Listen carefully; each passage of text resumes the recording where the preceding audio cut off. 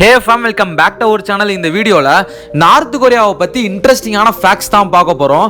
North கொரியாவில் Kim Jong Un அப்படிங்கிற பேரை கேட்டால் நடுங்காத ஆளே இருக்க முடியாது. ஸோ அவரை பற்றி இங்கே இருக்க நமக்கு கூட தெரியும்.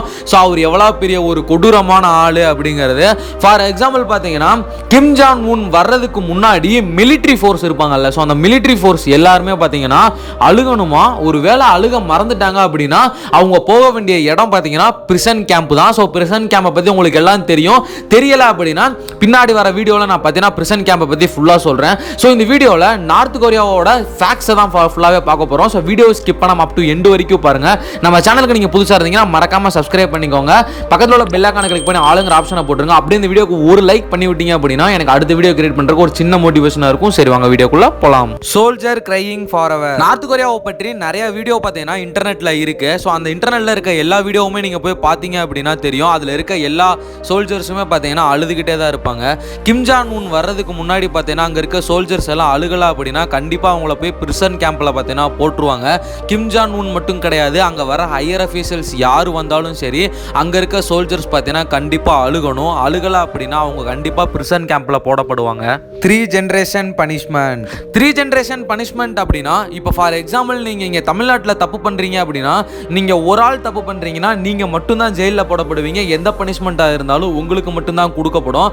ஆனால் நார்த் கொரியாவில் அப்படி கிடையாது. இப்போ நார்த் கொரியாவில் நீங்கள் போய் ஒரு தப்பு பண்ணுறீங்க அப்படின்னா உங்களுடைய அப்பா, அந்த அப்பாவோட அவரோட அப்பா, அதாவது உங்களோட தாத்தா, உங்களோட 3 ஜென்ரேஷனுமே பார்த்தீங்கன்னா பிரிசன் கேம்பில் வேலை பார்க்குற மாதிரி இருக்கும். ஸோ இது வந்து பார்த்தீங்கன்னா ஒரு கடுமையான ரூல்ஸ்னே சொல்லலாம். ஸோ இந்த மாதிரி ஒரு ரூல்ஸ் வந்து வேற எந்த ஒரு நாட்டிலுமே கிடையாது, நார்த் கொரியாவில் மட்டும்தான் இருக்கு. Too much of medal. இந்த போட்டோவில் பார்த்தாலே தெரியும் எதுக்குடா இவ்வளோ மெடல் கொடுத்துருக்கீங்க அப்படின்னு தான் நீங்களே யோசிப்பீங்க. ஸோ நானும் அந்த மாதிரி தான் யோசித்தேன். அது எதுக்குன்னு சொல்கிறாங்க அப்படின்னா, ஆக்சுவலாக இப்போ நம்ம நாடு இல்லை மற்ற நாட்டில் எடுத்துக்கிட்டிங்க அப்படின்னா ஒரு போரில் ஜெயிச்சா இல்லை ஏதாவது வீர தீர சாகசங்கள்லாம் செஞ்சால் தான் மெடலே தருவாங்க. ஸோ அந்த மாதிரி இவங்க எதுவுமே செஞ்ச மாதிரி எந்த ஒரு அறிகுறியுமே கிடையாது. இந்த மெடல் கொடுக்குற விஷயம் பார்த்தீங்கன்னா கிம் ஜானோட அப்பாவே பண்ணிக்கிட்டு வந்தது தாங்க. இது எதுக்காக மெடல்ஸ் பார்த்தீங்கன்னா இந்த மிலிட்ரி ஃபோர்ஸ் ஆர் சோல்ஜர்ஸ் கொடுக்குறாங்க அப்படின்னா, நார்த் கொரியா வந்து எல்லா இடத்துலையும் வளமாக இருக்கணும் அப்படின்னா அதுக்கு கண்டிப்பாக முக்கியமான ஒரு விஷயம் அப்படின்னா மிலிட்ரி ஃபோர்ஸ் தாங்க. ஸோ அப்பவே பார்த்தீங்கன்னா இந்த மாதிரி மெடல்ஸ்லாம் கொடுத்தா இன்னும் எக்ஸ்ட்ரா வேலை பார்ப்பாங்க அப்படின்னு சொல்லி தான் பார்த்தீங்கன்னா அப்போதைக்கு பார்த்தீங்கன்னா மெடல்ஸ்லாம் கொடுக்க ஆரம்பிச்சிருக்காங்க. ஆல்ரெடி கிம் ஜாங் உன்னை பற்றி நிறைய புகழ்ந்து பேசுகிறவங்க மெடல்லாம் கிடைச்சா சும்மாவை விடுவாங்க.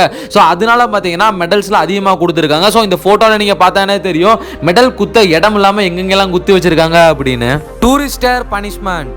அங்கே இருக்கவங்களுக்கு மட்டும் நான் சொன்ன பனிஷ்மெண்ட் எதுவுமே கிடையாது. இப்போ ஒருவேளை நீங்கள் அந்த நார்த் கொரியாவுக்கு டூரிஸ்டராக போகிறீங்க அப்படின்னா உங்களுக்குன்னு ஒரு சில ரூல்ஸ் அண்ட் ரெகுலேஷன்ஸ்லாம் இருக்குது. அங்கே இருக்க கைடு வந்து உங்களுக்கு ஒரு ரூல்ஸ் அண்ட் ரெகுலேஷன்ஸ் எல்லாம் சொல்லுவாங்க. ஸோ அதெல்லாம் ஃபாலோ பண்ணி நடந்தீங்க அப்படின்னா எந்த வித பிரச்சனையுமே கிடையாது. பட் அதுபடி நடக்காமல் வேறு ஏதாவது எக்ஸ்ட்ரா மீறி பண்ணிட்டீங்க அப்படின்னா உங்களுக்குரிய தண்டனை அங்கேயே கொடுக்கப்படும். நீங்கள் அந்த நார்த் கொரியாவை விட்டு வெளியே வர்றதே ரொம்ப கஷ்டமாக போயிடும். Firing squad. கவர்மெண்ட்டை எதிர்த்து நீங்கள் ஏதாவது பண்ணுறீங்க அப்படின்னா உங்களை போட்டு தள்ளுறதுக்காண்டி தனியாக ஒரு ஃபயரிங் ஸ்குவாடே வச்சுருக்காங்க. இவங்களோட வேலையே என்ன அப்படின்னு பார்த்தீங்கன்னா, நார்த் கொரியாவுக்கு எதிர்த்து வேற யாராவது வேலை பார்க்குறாங்களா அப்படின்னு பார்த்து அவங்கள கண்டுபிடிச்சி போட்டு தள்ளுறதா இந்த ஸ்குவாடோட வேலையே. ஃபார் எக்ஸாம்பிள் எந்த மாதிரிடா தப்பு அப்படின்னு கேட்டிங்கன்னா, நீங்கள் வேற நாட்டோட படத்தை பார்த்தீங்க அப்படின்னாலே உங்களை போட்டு தள்ளிடுவாங்க. நார்த் கொரியாவுடைய ஒரு சில படங்கள்லாம் இருக்குது. அது ஒரு சில படங்கள் அப்படின்னா நார்த் கொரியா தலைவர்களோட படம் தான். அதாவது Kim Jong Un, Kim Jong உனோட அப்பா, அவரோட தாத்தா பற்றி படங்கள்லாம் இருக்கும். அவங்களோட அந்த புகழை பற்றி பேசுகிற மாதிரி அந்த படங்கள் தான் இருக்கும். ஸோ அதுதான் நீங்கள் பார்க்குற மாதிரி இருக்கும். ஒருவேளை வேற நாட்டோட படத்தை நீங்கள் பார்த்துட்டீங்க, நீங்கள் படம் பார்த்ததை வேற யாராவது ஒரு ஸ்குவாடு பார்த்துட்டாங்க அப்படின்னா அந்த இடத்துல உங்களை போட்டு தள்ளிடுவாங்க. Punished for smiling. என்னடா சிரிச்சா குத்தமா அப்படின்னு கேட்டிங்கன்னா, சிரிச்சா குத்தம் தான். கிம் ஜாங் உன் அவங்க அப்பாவும் கிம் ஜாங் உன் அவங்க தாத்தாவும் இறந்த நாள் அன்னைக்கு யாராவது சிரிச்சிங்க அப்படின்னா உங்களோட சோலி வந்து முடிஞ்சிச்சு அப்படின்னு அர்த்தம். ஆக்சுவலாக அந்த ஒரு 2 நாள் பார்த்தீங்கன்னா காலையில் எல்லாருமே ஒரு இடத்துல கூடி அந்த இடத்துல அவங்களோட துக்கத்தை வந்து பரிமாறிக்கணுமா. ஸோ அந்த ஒரு நேரத்தில் யாராவது ஒருத்தர் சத்தமாக பேசிட்டாலும் இல்லை சத்தமாக சிரிச்சிட்டாலும் அவனோட வாழ்க்கை அந்த இடத்துல முடிஞ்சிச்சு அப்படின்னு தான் அர்த்தம். அவனை அப்படியே தூக்கிட்டு போய் லேபர் கேம்பில் போட்டுருவாங்க. அந்த லேபர் கேம்ப்ல அவன் சாகுற வரைக்கும் அங்கே தான் இருக்கணும், வேற வழியே கிடையாது. பர்த்டே அப்படிங்கிறது நம்ம எல்லாத்துக்குமே எவ்வளோ ஒரு பிடிச்ச நாள் அண்ட் சந்தோஷமான நாள் அப்படின்னு நமக்கெல்லாம் தெரியும். ஒருவேளை அவங்க கிம் ஜாங் உன் அப்பாவும் தாத்தாவும் இறந்த நாளில் நீங்கள் பிறந்துட்டீங்க அப்படின்னா ஒன்றுமே பண்ண முடியாது, உங்களோட தலைவிதி அவ்வளோதான் அப்படின்னு நீங்கள் நினச்சிக்கணும். No voting for election. இப்போ ஒரு ஓட்டிங் அப்படின்னா அதில் ஒரு 2-3 பேர் நிற்பாங்க. அதில் யாருக்கு அதிக ஓட்டு விழுகுதோ அவங்க தான் அந்த போஸ்டிங்கு தகுதியான ஆள் அப்படின்னு சொல்லி நம்ம நினச்சிக்கிட்டு இருக்கோம்.